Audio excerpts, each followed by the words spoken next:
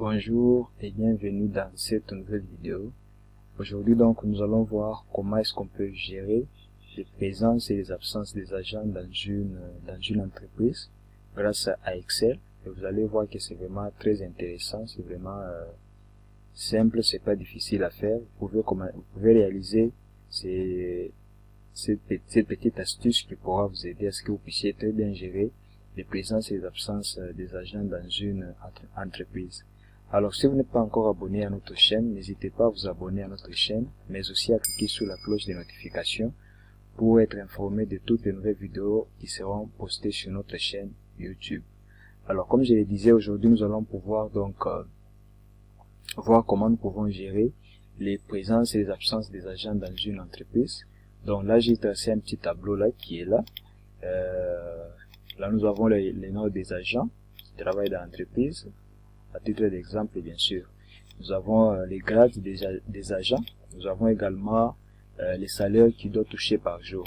Et maintenant, la partie qui nous intéresse, c'est cette partie ici, la partie qui est des jours, qui compte les absences et les présences. Donc là, vous pouvez voir, il y a j'ai utilisé juste du texte, du PA, juste pour dire présent ou absent.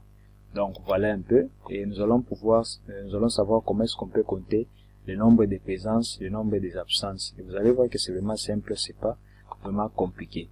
Alors, déjà, d'emblée, il y a un petit tableau qui est ici. C'est ce petit tableau qui va nous permettre à ce que nous puissions calculer le nombre de présences, le nombre de présences, d'absences. Mais nous allons également calculer le total à payer. Et le total à payer sera donné en fonction du nombre de présences ici. Donc, on va juste voir le nombre de présences qu'un agent a exécuté tout au long du mois. Et nous allons savoir ce qu'il doit donc toucher. Nous allons calculer cela.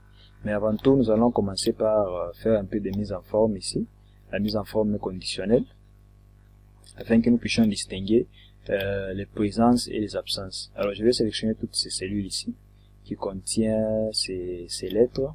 Je parle de la mise en forme conditionnelle. Si vous n'avez pas encore suivi la vidéo qui parle sur la mise en forme conditionnelle, je vous invite vraiment à chercher cette vidéo sur notre chaîne. Vous allez le trouver et vous allez pouvoir comprendre cela. Alors, j'ai choisi la rubrique ici, texte qui contient. Alors, je prends pour P, donc je voudrais qu'il y ait un remplissage vert. Je vais personnaliser la couleur. Donc, je vais dans l'onglet remplissage. J'ai choisi la couleur verte. Je fais OK. Je choisis ici OK. Voilà. Donc, c'est une manière pour nous permettre de distinguer les présents et les présences et les absences. Alors, je vais encore resélectionner pour la deuxième fois.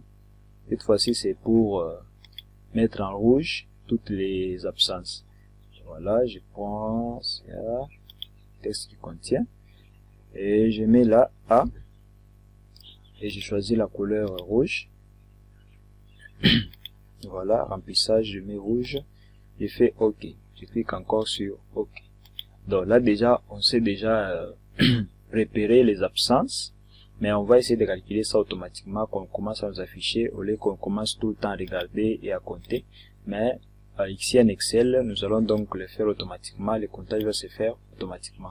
Donc voilà ce que j'ai voulu qu'on puisse un peu faire avant que nous puissions calculer ce qui est important.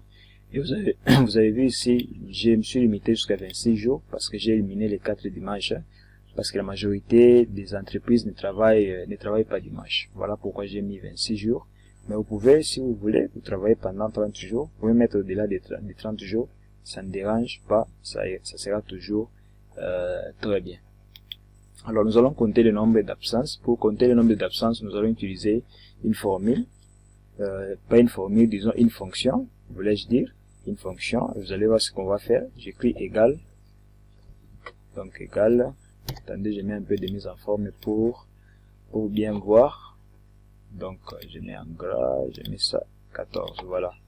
Donc j'ai fait égal, qu'est-ce que j'ai dit? J'ai fait nb point si. Alors il me demande de choisir une plage où nous voulons vérifier les critères qu'il a. Donc le deuxième argument c'est les critères. Donc il faut choisir la plage où vous voulez mettre, où on doit choisir, on doit vérifier les critères qu'on va mettre ici. C'est-à-dire par exemple si j'ai choisi ces cellules ici, cette plage de cellules. Voyons jusqu'à là. Alors, comme nous, on veut compter le nombre d'absences. Le nombre d'absences. Donc, qu'est-ce qu'on va faire? On doit mettre des critères qui puissent nous compter tous les A.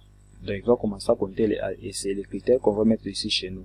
Donc, vous devez sélectionner la plage et vous devez mettre les critères selon la plage que vous avez choisie pour qu'il puisse compter le nombre des, disons, du texte. Ça peut être le texte, ça peut être le nombre. Donc, il compte juste le nombre de colonnes qui contient, par exemple, un texte quelconque, un nombre quelconque. Donc, c'est grâce à cette formule que vous pouvez faire ça. Donc, nb.si. Voilà. Et je fais point virgule. Et les critères, c'est quoi? C'est pour compter les absences. Donc, je mets A. Là-bas. Je ferme la parenthèse. Et je fais entrée. Voilà. Donc, vous voyez, il vient de me compter les présences. Et si on compte ici, vous allez voir que c'est 5. 1, 2, 3, 4, 5. Donc, vous vous rendez compte qu'il a compté 5 absences par rapport à cet agent ici, le premier agent, donc, qui est Marcel. Donc, il a fait juste 5 absences pendant le mois. Et là, je peux donc défiler jusqu'ici en bas. Et là, il me montre donc les absences de tous les agents qui sont enregistrés dans ma base de données qui est là. Et là, nous allons donc passer au nombre de présences. Nous allons utiliser la même formule, mais à la place de A, nous allons mettre, parce que ici, si vous voyez, on avait mis les critères A, mais ici, nous allons mettre les critères P, pour dire présence, qui puisse compter le nombre de présences. Donc, je fais toujours comme je l'ai fait, égal, je fais nb.si, j'ouvre la parenthèse, je choisis encore cette plage ici, et je mets les critères. Notre critère, c'est quoi? Qu'il puisse compter le nombre de colonnes qui contient P. Je ferme les guillemets, je ferme la parenthèse, je fais entrée. Donc voilà, il vient de compter 21, il est venu 21 fois pendant le mois. Et là, je peux encore défiler. Alors, nous allons calculer le total à payer en fonction des nombres de présences. Donc, nous allons prendre les montants qui doivent toucher par jour ici, les montants qui est là. Nous devons prendre donc les montants multipliés par le nombre de présences. Alors, c'est ce que nous allons faire. Qu'est-ce que je vais faire ici? Je vais faire sur la multiplication. Je lui dis égal. Je lui dis prends les montants qui doivent toucher par jour. Tu le multiplies par le nombre de présences et tu vas lui donner son salaire. Attendez, j'ai mal écrit. J'ai fait ça. J'avais oublié les signes. Voilà. Là, je viens de mettre. Donc, j'ai fait ça fois 30. Voilà, multiplication est commutative. Donc, je peux tourner, je peux mettre le C2 ici, ou soit de l'autre côté. Ça sera toujours la même réponse. Je fais entrer. Donc, là, déjà, on a l'idée sur les montants qui va toucher l'agent Marcel. Et là, je peux défiler jusqu'en bas pour savoir combien les autres vont toucher. Et voilà. Et là, ça s'est fait donc automatiquement. On n'aura pas donc à se casser la tête pour savoir il doit toucher combien, pour commencer à utiliser les stylos calculatrices.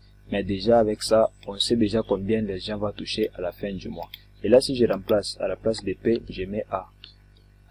Si je mets A, vous voyez, les salaires changent automatiquement. Ici, si je mets aussi A, ça change.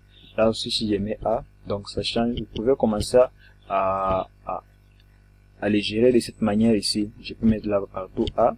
Vous allez voir que son salaire va continuer à diminuer parce qu'on est en train d'augmenter le nombre de présences, le nombre d'absences, et le nombre de présences diminue. Et le montant aussi va faire quoi? Va diminuer. Donc vous voyez, vous vous rendez compte? Voilà, vous voyez, ça diminue.